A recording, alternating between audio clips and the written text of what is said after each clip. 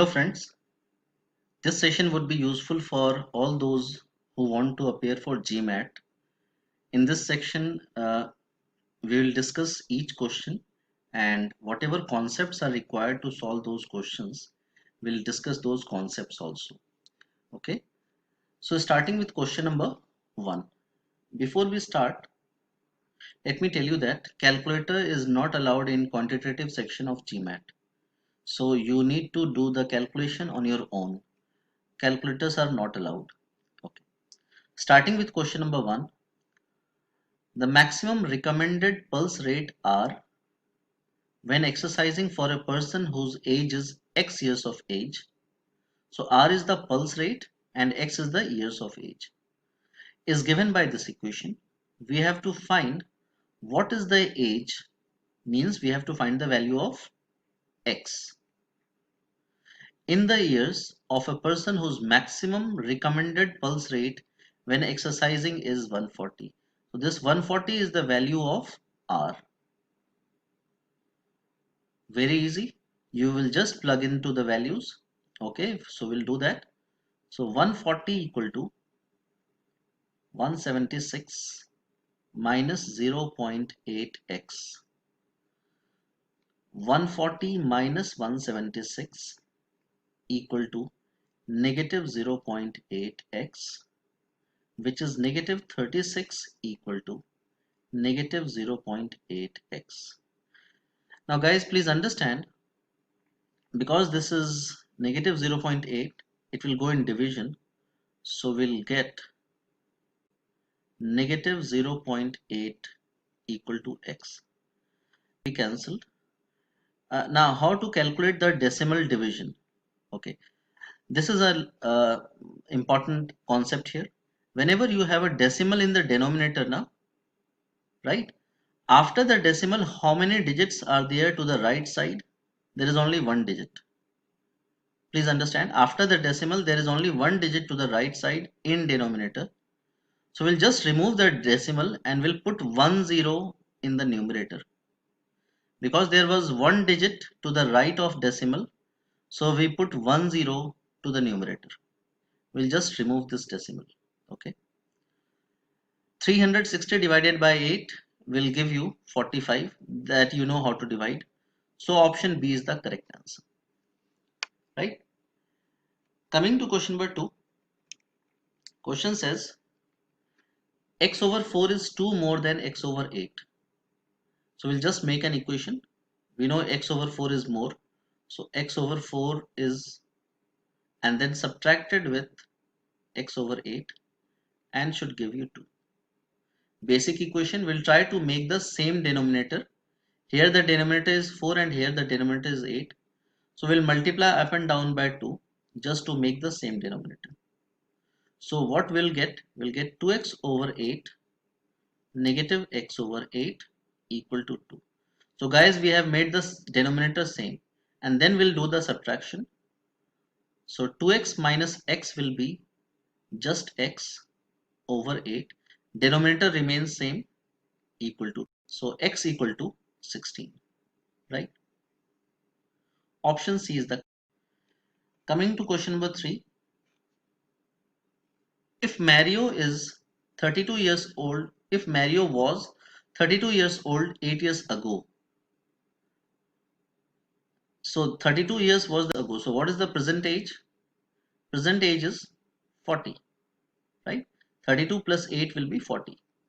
Now the question is, how old was he x years ago? So x years ago, right now his age is 40. X years ago he was 40 minus x.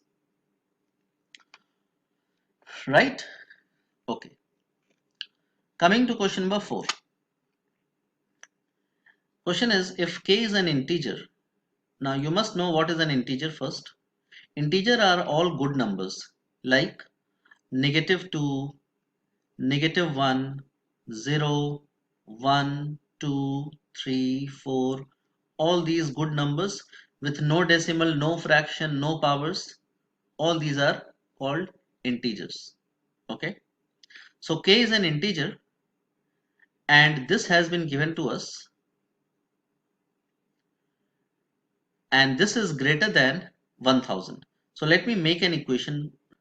0.00100101 times 10 to the power k is greater than 1000. I am writing as 10 cube. We have to find the least possible value of k. Okay, so guys, please understand. Now to resolve this part, the first part, what we'll do, we'll remove the decimal and we'll put 1 down, and to the right side of the decimal, how many digits are there? If you count 0 0 1 0 1 0 1, so there are total 7 digits. So we'll have to put 7 zeros. So 7 zeros. This is how we resolve the decimals. So 7 zeros. Okay, better get 1 0 1 times 10 to the power. So that 10 to the power 7. So that 10 to the power 7 will bring it this side. So 10 cube times 10 to the power 7. Now guys, please understand this number 10101 I would like to write in terms of 10, because all the numbers are in terms of 10. So what we can do is, just see if you can understand. This is basically a 1 with 4 zeros. So I will write as 10 to the power 4 plus 101. Hope it makes sense, because that is 10,000. 10,000 means 10 to the power 4 plus 101 times 10 to the power k is greater than 10 to the 10, right? Then this is 10 to the power 4. 101 is greater than 10 to the power 10 divided by 10 to the power k, which actually becomes 10 to the power 10 minus k. Basic, okay, when bases are same, when bases are powers, okay, so that gives us, I am bringing 101, keeping there only, and that makes 10 to the power 10 minus k 10 to the power 4, right? Okay, so basically guys, what values of k can give this inequality true? So starting with k as 5, if I take k as 5, if you take k as 5, it will become 10 to the power 5 minus 10 to the power 4, and that is basically 1 with 5 zeros and minus 1 with 4 zeros. So if you subtract like that, you will get somewhere a number which is greater than 101. Okay, so k5 for sure is not possible. Let's try with k as 6. If I take k as 6, what do I get? This will become 10 to the power 10 minus 6, which is 10 to the power 4, minus 10 to the power 4, and that is 101. So yes, that makes it true. K6 makes the inequality. So option E is the correct answer, right? Okay, let's move on to number 5, 2 over b equal to 0. Then we have to find the value of b. Those who have less understanding of equations, this is this multiplied by that equal to 0. So when we multiply two things and we get 0, it means either of the two things could be 0, right? If we multiply two things and we get 0, it means either of the two things could be 0. So based on that, either b minus 3 could be 0, or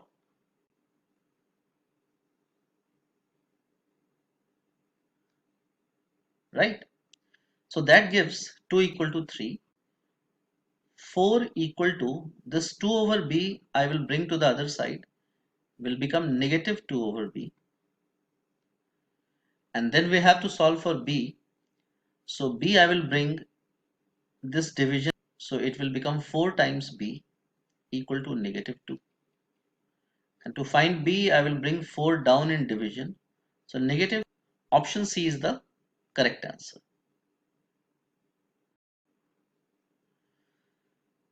Have a look at question number 6, guys.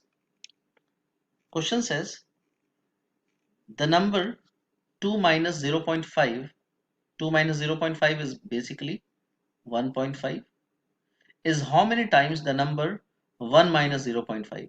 1 minus 0.5 is basically 0.5. So actually they are asking that this number 1.5 is how many times of this number. So yes, when we multiply 0.5 by 3, we will get 1.5. So basically, right? Okay. 7. Question 7 says, in the figure above, F is a point on the line that bisects angle ACD. So this line bisects angle ACD. It means this angle and this angle both are equal. And measure of angle DFC is angle DCF. Angle DCF. So this angle they are talking about. This complete angle is X, which is given. Which of the following is the true value of X? Okay. Guys, please understand this symbol is 90 degree. Okay. So the symbol is 90 degree. And so because this bisects, they have said CD. So both the angles would be 45, 45. Bisects means dividing into equal. If that is 45, we have to talk about X. Guys, please understand this is a straight line. Okay. I hope you can see I am marking that a straight line. Now on a straight line, the sum of the angles, sum of this complete angle has to be 180 degree. Now because 45 plus X is equal to 180 degree. So we'll solve for X. So we'll get X is 180 minus 45, which makes X equal to, so X has to be 135. Option E is the correct answer. Hope it makes sense. Let's move on to the next question. Question number 8.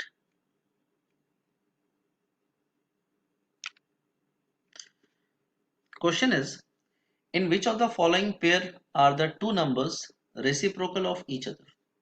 Now first you need to understand what is the meaning of reciprocals.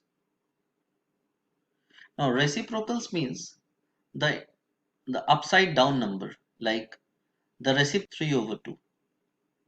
Similarly, reciprocal of negative 3 over 5 will be, okay, so starting with statement 1, 3 and 1 over 3. Yes, they are reciprocals of each other.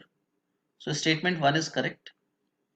Statement 2 is 1 over 17 and negative 1 over 17. So they are not reciprocal of each other, right? Because reciprocal of 1 over 17 should be 17 over 1, right? Okay. And the third statement is root 3 and square root of 3 over 3. Now guys, this is important. So I am going to solve this part, square root 3 over 3. Before we do that, you should understand that any number, like let's say 5, can be written as square root 5 times square root of 5. Okay. X can be written as square root of x times square root of x. Any number. So for 3 we can write it as square root of 3 times square root of 3. And after doing that, this square root of 3 we can, so we get 1 over square root of 3. 3 over 3 is 1 over square root of 3. So yes, I think this number and this number are reciprocals of each other. Statement 3 is the correct statement. So which option has to be the correct answer? Statement 1 and 3 is in option D. Option D is the correct answer, guys. Let's come to the next question. Question number 9. Price of a certain television set is discounted by 10%. Okay. The reduced price is then discounted by 10%. the series of successive discounts is equivalent to a single discount of what? So the story is that certain television set, the first discount was 10%, and then the second discount was again 10%. So we'll understand the story what is happening actually. So let's suppose the price of the television set is 100. That. So after the first discount of 10%, the television set is available at 90, right? 10% means out of 10 means out of 100, the 10. Okay. Now, right now the price is 90 and then the second discount has to happen 10%.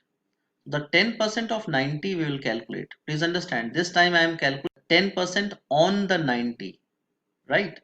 Not on 100, correct? So 10% of 90 is, let me explain you certain things. 90 is just 9. For example, just 5. Some more examples. 10% of 73 will 7.3. I hope it will help you. This is the understanding. Okay. So the discount 10% on 90 is basically 9. So 9 is the discount. So after the discount, the 90 thing will be available at 81 because 9 is the discount now. Okay. So this is finally the television set is available at 81 and its initial price was 100. So the series of successive discounts, by how much it has been reduced? It has been reduced by 19%.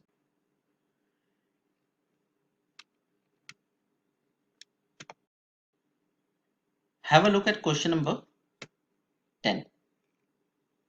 Question says, if there are this much prime numbers among the first 10 million positive integers, okay, approximately what percent of first 10 million positive integers are prime numbers?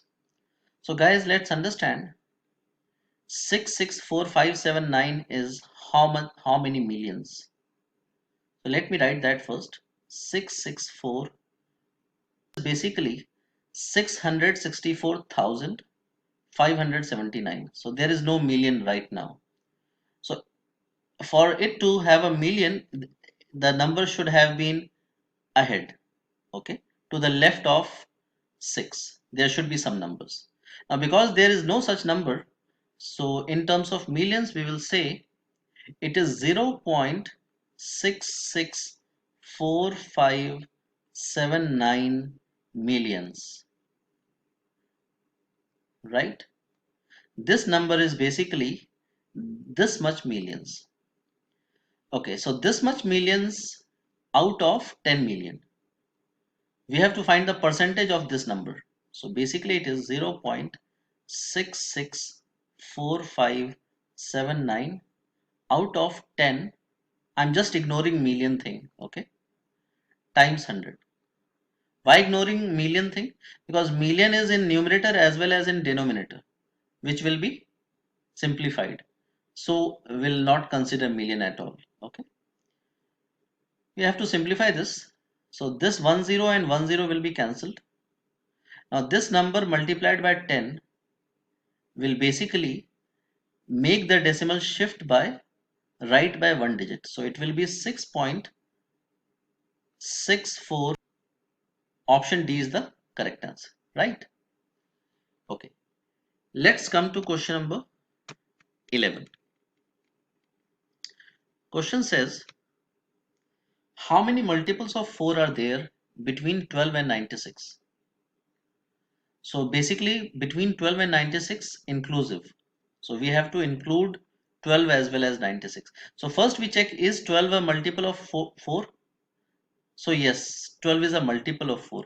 Guys, please understand, multiple means any number which we get after multiplying. So the multiple of 4s are 4, 8, numbers which we get when we multiply 4 with something.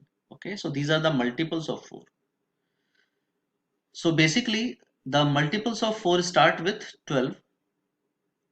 First multiple is 12 and then 16 and all like that, and like that up to 96. So basically we have to count how to 96. Okay. So if you observe guys, 12 is basically the third multiple of 4, right? When we multiply 4 with 3, we'll get 12, right? And 4 times what number will give you 96? 4 times 24. We divide it, right? 96 divided by 4 will give you 24, right? So we say that 96 is the 24th multiple of 4, right? So basically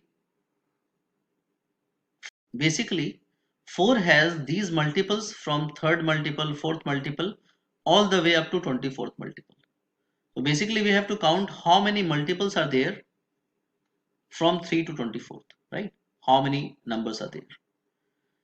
So basically we'll have to subtract. So 24 minus 3 will be 21. We subtract, we actually exclude one of the number. None of the number is to be excluded. Both the numbers are 1 plus 1, 22 numbers are there. Let me repeat it. Whenever we subtract, while subtracting, we actually exclude one of the numbers. Like if I ask you, how many numbers are from 3 to 7? 3, 4, 5, 6, 7. So 7 are there. There are 5 numbers. So after subtracting, you add just 1 because one of the numbers. So actually there are 5 numbers from 3 to 5 we said. From 3 to 24 there are 22 numbers. Option B is the correct answer. Let's move to number 12. Question is, a country X, in a country X, a returning tourist may import goods with a total value of 500 or less dollars, but must pay an 8% extra on the portion of total value of excess of $500. What tax must be paid by a returning tourist who imports goods with a total value of $730? So the tax is to be calculated on the excess of 500. So excess of 500 is 730 minus 500 would be 230. So basically we have to calculate the tax on $230. 8, so 8% of 230 is 8 over 100 times 230. Now guys, please understand, while simplifying, we'll just try to simplify only the zero parts. Now 8 over 10 will not try to simplify. Okay, we'll try to keep 10 as it is, so that calculation is easy. So 8 times 23 is, you know how to multiply.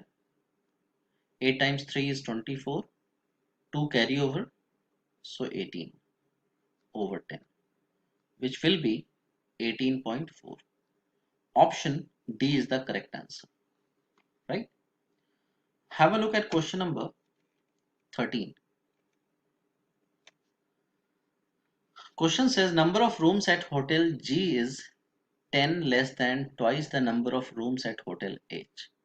So let's suppose the number of rooms at hotel G is G. We have G number of rooms in hotel G, and we have H number of rooms in hotel H. So according to this statement, can we say that the number of rooms at hotel G is 10 less? So we'll say twice of H minus G is equal to 10. This is from the first equation. number of rooms at hotel G is 10 less than, so this amount is less than what? Then twice the number of rooms at hotel H. Okay, so this is one equation we have got. If the total number of rooms at hotel G and H is 425, so H plus G is 425 actually. We'll solve it to get G. Okay, so we'll just add them up. G vanishes, we'll get 3H equal to 435, and so H equal to, when you divide it by 3 you will get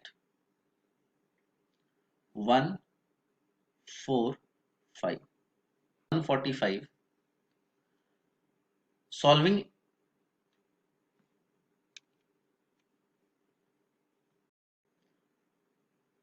so the value of H is 145. Solving from the second equation will get equal to 425. So G equal to 425 minus 145, which is 180. Right? Option B is the. Come to question number 14.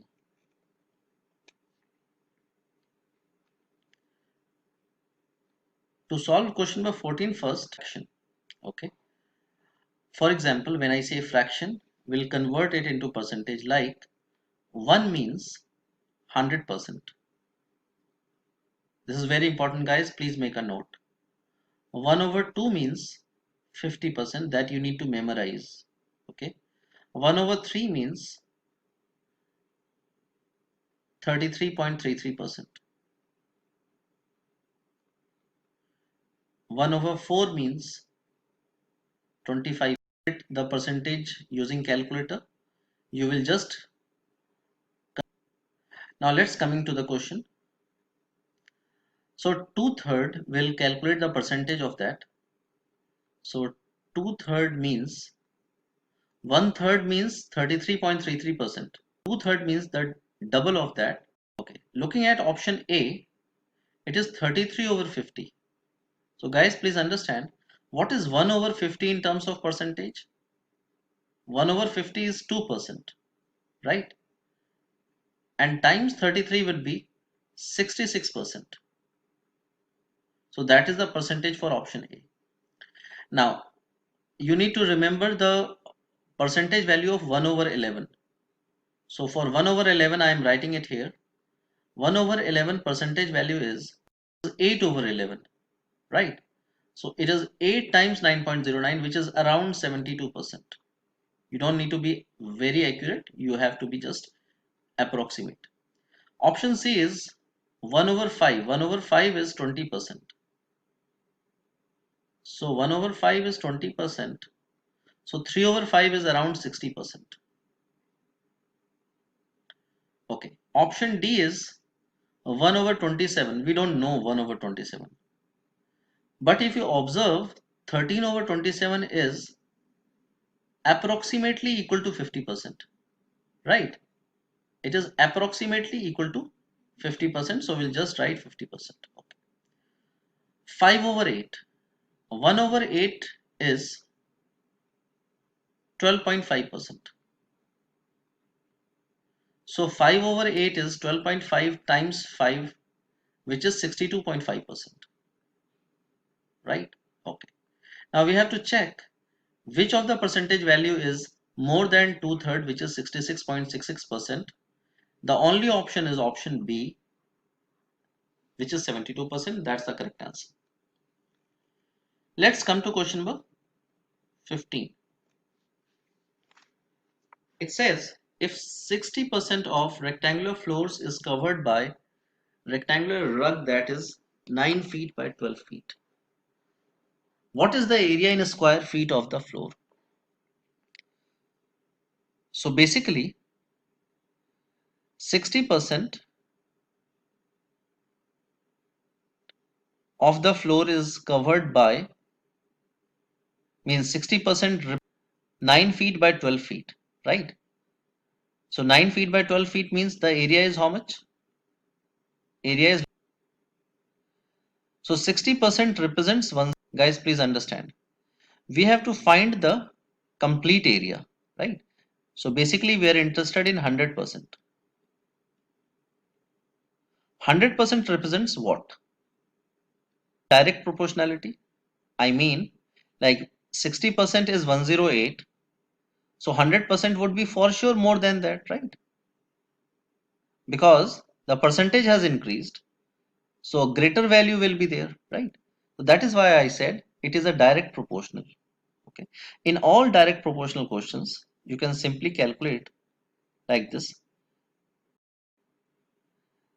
So 60 over 100, when we simplify, will simplify 1010. 6 over 10 will be actually 3 over 5. So 3 over 5 equal to 108 over x. So x equal to, basically we'll do cross multiplication. So 3x equal to 108 times 5 over 3. So 108 divided by 3, when you divide it, you should learn how to divide. 336 times 5. 36 times 5 is 180. Option C is the correct answer. Right? Hope it makes sense, guys. In the next session, we'll do further questions on GMAT. Thank you. Goodbye.